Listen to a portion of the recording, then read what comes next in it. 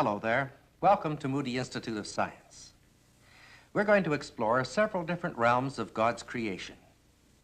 Before we're finished, I think you'll agree that our God is a wonderful God. The psalmist said, "The heavens declare the glory of God, and the firmament showeth his handiwork." So let's begin with astronomy.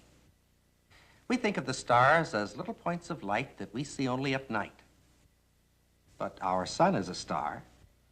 To us, it doesn't look like the other stars in the sky, but that's just because we're so much closer to it than to any of the others. The reason our Earth is so close to the sun is that it's one of the sun's family. That is, one of the 9 planets that revolve around the sun and make up what we call the solar system. But that sun, just how large is it?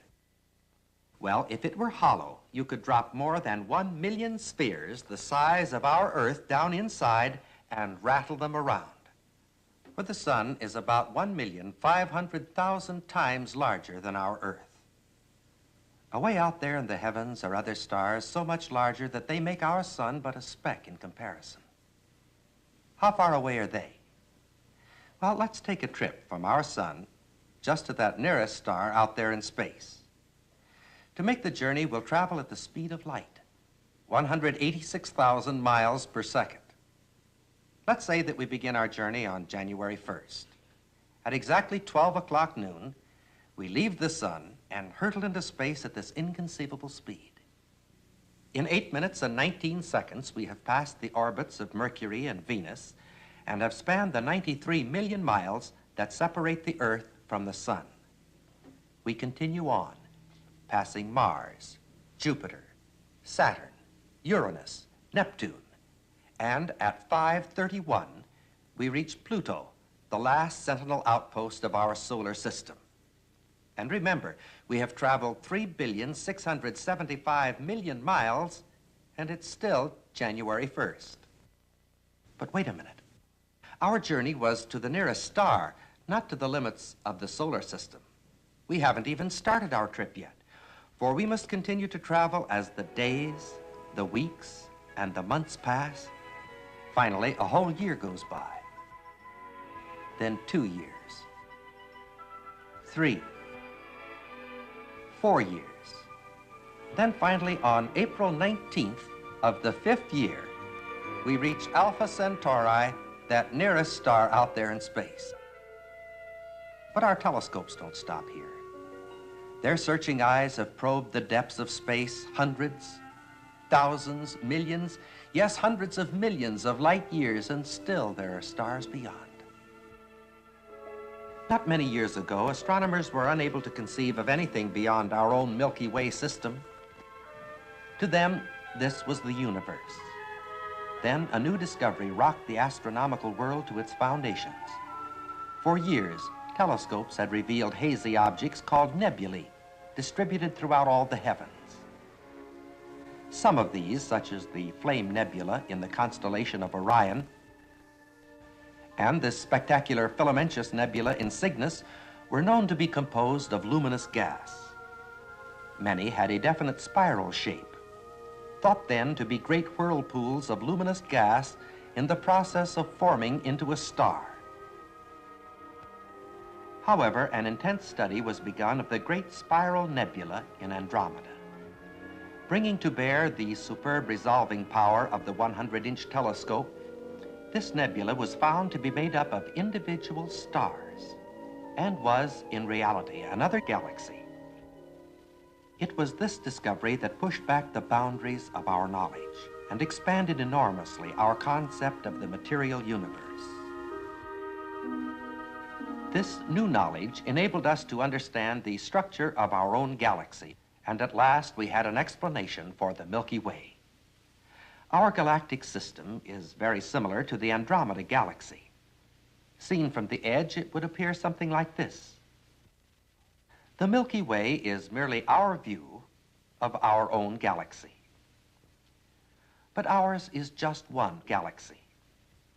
Everywhere we look out in space, there are others. How many stars are there?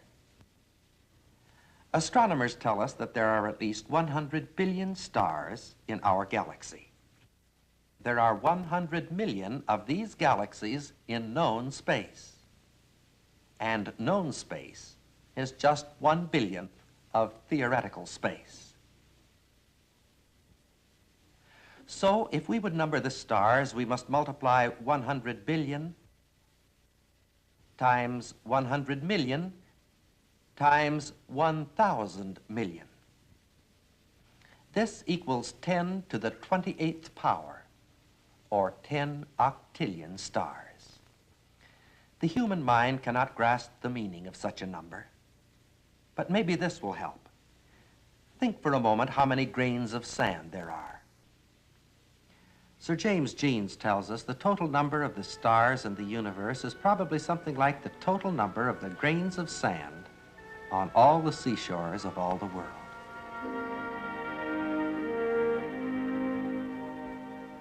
Do you feel pretty small? Well, I guess that's the natural reaction.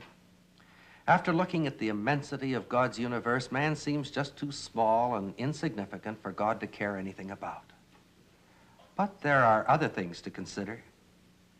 For example, God says, "Consider the lilies of the field, how they grow. They toil not, neither do they spin.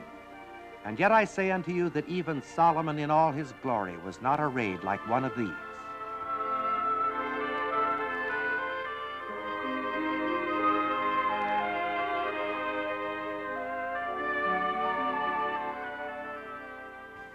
Poppies are the field lilies of California. Each year in the spring, they stretch a carpet of gold across the valley. This world of ours may be small, but everywhere about us we see beauty and care lavished upon it. The poppy is a friendly flower. It seems at home beneath snow-capped mountains, in the farmer's fields, or along the highway. Remember our verse, "Consider the lilies of the field, how they grow"? Well, let's consider how they grow. We'll start the time compressor and squeeze 4 full days and nights into less than half a minute. On the morning of the first day, the poppies pop open, and late in the afternoon, they close. The next morning, they open again. At night, they close. You see, 2 full days have gone by. The third morning they open, and at night they close. Then the fourth morning they struggle open, wither, and die. There are many wonderful things happening about us each day that we miss simply because they happen too slowly for us to see.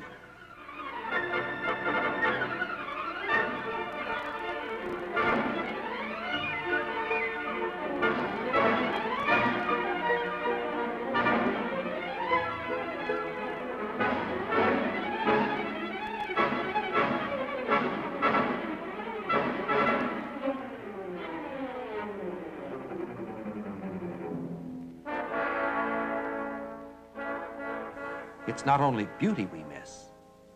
Many of the most vital secrets of life remain hidden until the lapse time camera lays them bare.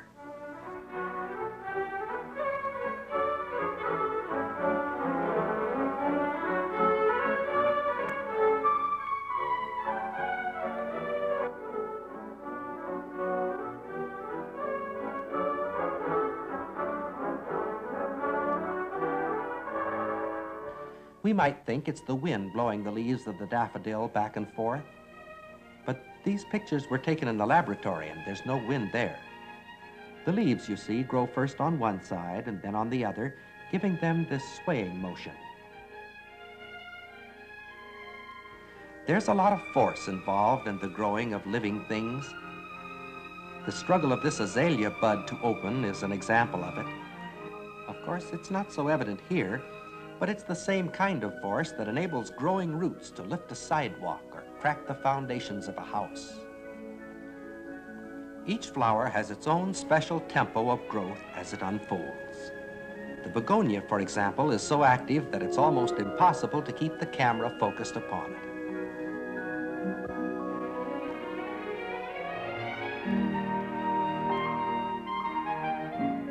The fuchsia is a favorite with gardeners everywhere.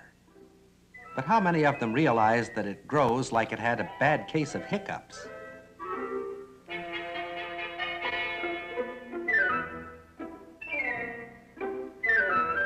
Flowers are as different as human beings. The hibiscus seems to have quite a sense of the dramatic as it unfurls with a grand gesture in a riot of color.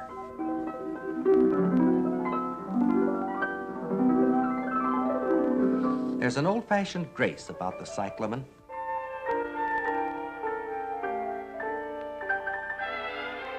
It seems to recall the courtly manner of yesterday as it opens with a curtsy.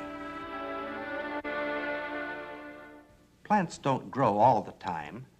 They grow a while and then they rest. In this rose, for example, there's a period of growth, then a period of rest, then a period of growth, then a period of rest. Our attention has been focused upon the beauty of the plants. But there's something far more vital than beauty. For plants manufacture, directly or indirectly, every bit of food that we eat. As the leaves are exposed to sunlight, the mysterious and wonderful process of photosynthesis carries on. This process is perhaps the most basic and vital in all the world. Without these marvelous food factories, life could not exist upon the earth. But let's look down inside the minute cells of the leaf and see this factory actually in operation. It takes a powerful microscope to study this life-sustaining function. A tiny section of a leaf is placed on the stage of the microscope. And then we look down inside these cells and see the chlorophyll grains, or chloroplasts, marching endlessly round and round inside the cells. Through the action of sunlight, this photosynthetic process takes the carbon from the carbon dioxide of the air and the hydrogen from the water of the ground, mixing them together into carbohydrates, proteins, and other food elements in a way which man has never quite been able to understand and may never be able to duplicate. Photosynthesis certainly is vital to us, but there wouldn't be any photosynthesis. There would be neither food nor life upon this earth if it weren't for pollination. With the reawakening of life in the spring, the landscape is splashed with riotous color. But this beauty isn't just for our pleasure. Something more vital is involved. The purpose of the color is to attract insects, and to add to this eye appeal, there's a bit of nectar, sweet to the insect's taste. But let's see why the flower needs the insect. The anther, located at the end of those hair-like filaments, produces the pollen. These tiny yellow grains have to be transported to the stigmatic surface of a nearby blossom. Without this process, we would have blossoms, but no fruit on our trees. No fruit means no seeds, and in time, no more trees. The insect crawls over the flower in search of nectar, and minute hairs on his legs and body pick up the pollen grains. Thus they are transported to the sticky stigmatic surface of a neighboring flower. Here, these minute pollen grains germinate. The photomicrographic lapse time camera permits us to actually witness this thrilling process of germination.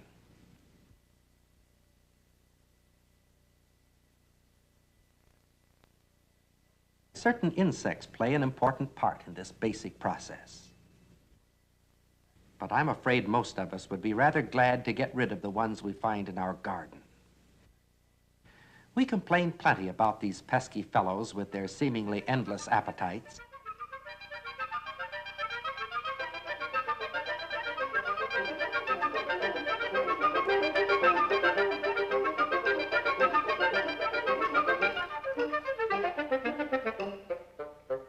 Let's examine the life history of one caterpillar, the anise swallowtail. As the days of the caterpillar's existence as a larva draw to a close, he begins an amazing series of preparations for the next event of his life. The spinning of this silken loop is an important step in that process. After anchoring the ends of the silk thread in just the right spot, he weaves strand after strand until it forms a strong cord.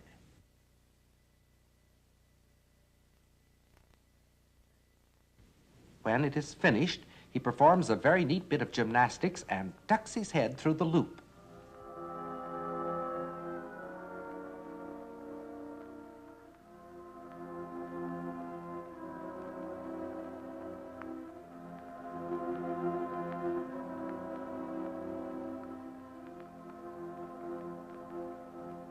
As soon as the loop is just where he wants it, he hangs quietly for a couple of days.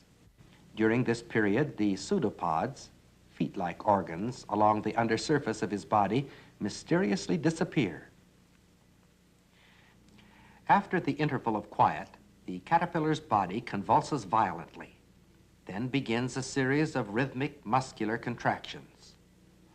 All of us know that the caterpillar turns into a chrysalis, then into a butterfly, but few people actually witness the transformation. This is not lapse time photography. This is the actual speed at which the change occurs. During these few moments, he is shedding his skin, his feet, and all the external features of the caterpillar to emerge into a mysterious phase of life called the chrysalis.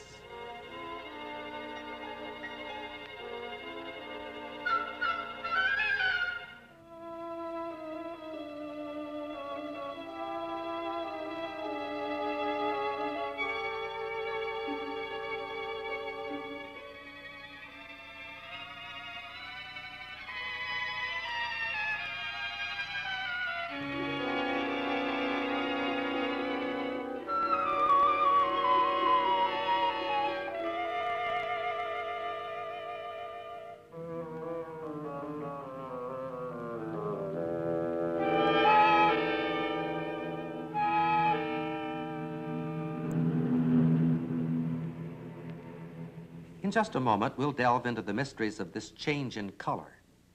But first, let's retrace our steps briefly. Before the caterpillar loses his skin, holding onto the twig is comparatively simple. But when he sheds this skin, he performs an acrobatic feat that makes the man on the flying trapeze look like an amateur. First, he hangs onto the skin by pinching it between the folds of his body. Next, he withdraws what the entomologist terms the cremaster and neatly hooks it onto the branch. It looks as though he might shake himself loose as he struggles violently to rid himself of the rolled up skin. But we don't need to worry about this. He has fastened himself in a way that will support more than 100 times his own weight. Key to this support is the cremaster, unique organ at the extreme lower tip of his body. It's actually no larger than the head of a pin, yet the microscope reveals it is covered with 140 tiny sharp hooks, just the equipment he needs. But the hooks are just half the story. Several days earlier, the caterpillar had the foresight to spin this strong, almost invisible web of silk on the branch. And it is this web that holds the hooks of the cremaster secure. Can you spot the chrysalis in this picture? Pretty well hidden, wasn't it? This blending of the colors into the background is no accident.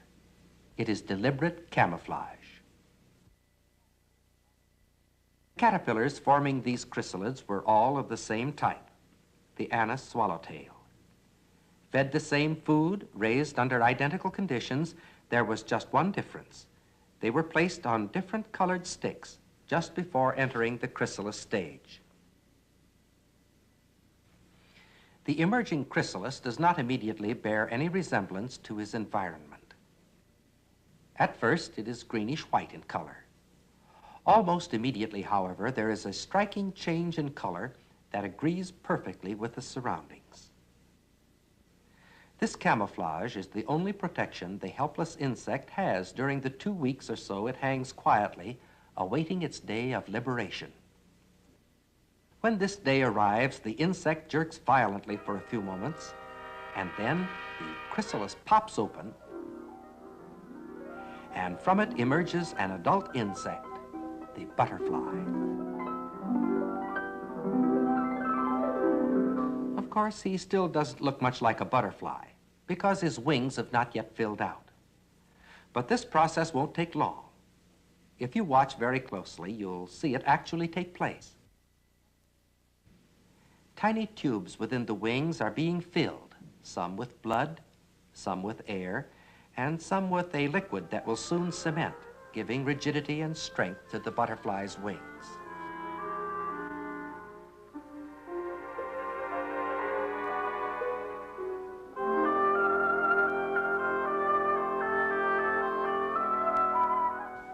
And so the caterpillar pays his debt to society.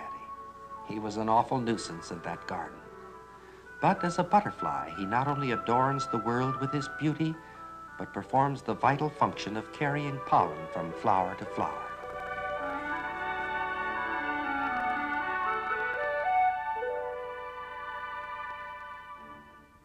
The paramecium has been the biologist's classic example of simplicity. It is a tiny one-celled microorganism which careful study has revealed possesses a tremendous life potentiality. Some forms, under ideal conditions, reproduce every 3 hours. Fortunately for us, this process doesn't continue without interruption, and the didymium is one reason it doesn't. These little fellows eat paramecia. Though much smaller than their victims, they actually swallow them whole. Each didymium will eat at least 6 whole paramecia every day.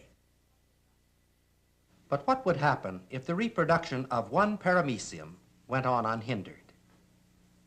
If this process could continue for just 5 years, we would have enough paramecia to solidly pack all known space.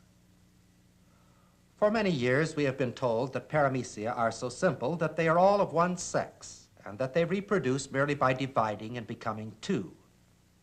But a new discovery has burst like an atomic bomb in the biological world. These tiny creatures that were supposed to be so simple have been found in some ways more complex even than man himself. These are paramecium bursaria. Their green color is the result of an amazing method of actually labeling the tiny organisms. Present within the paramecia is a microscopic form of algae, which varies from light to dark green in proportion to the amount of light allowed to accompany growth. Using a tiny glass tube called a micropipette, about the diameter of a human hair, paramecia of one sex are injected into a culture of a different sex.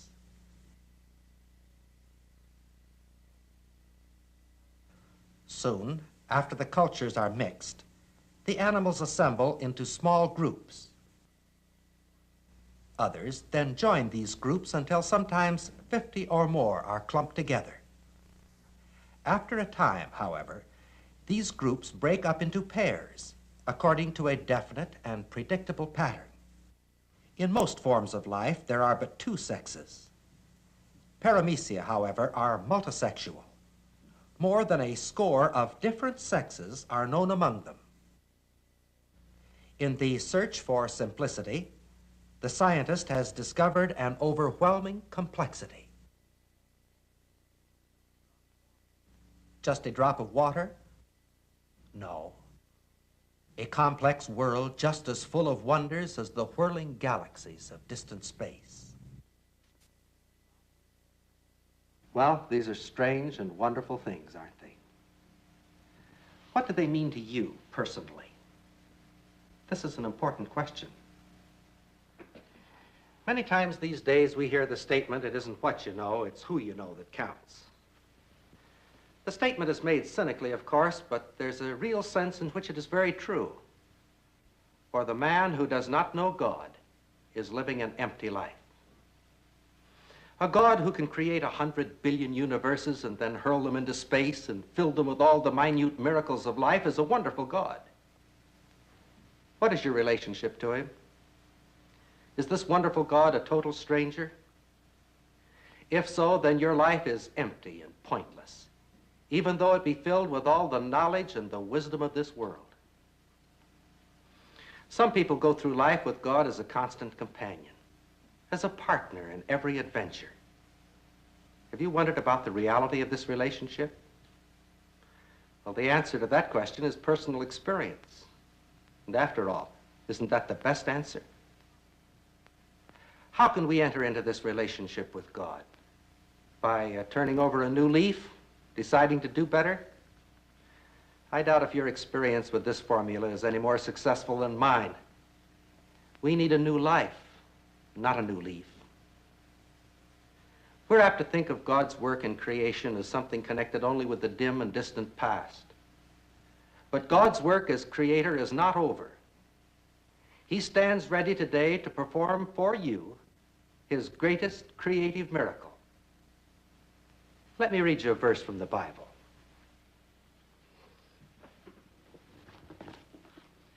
Therefore, if any man be in Christ Jesus, he is a new creation. Old things are passed away, and behold, all things are become new. God offers to create in us a new life, a life of peace instead of turmoil, a life of victory instead of sin and defeat, and a life of eternal glory instead of eternal suffering. And he's great enough to do the job if we'll only let him. The terms of this transaction between a human soul and the creator of the universe are not a matter of opinion, either yours or mine. They are clearly stated by God himself in the Bible, and it is enormously important that you and I know just what those terms are. May I make a suggestion? Get your Bible and read the 3rd chapter of John's Gospel. That's the Gospel of John, the 3rd chapter.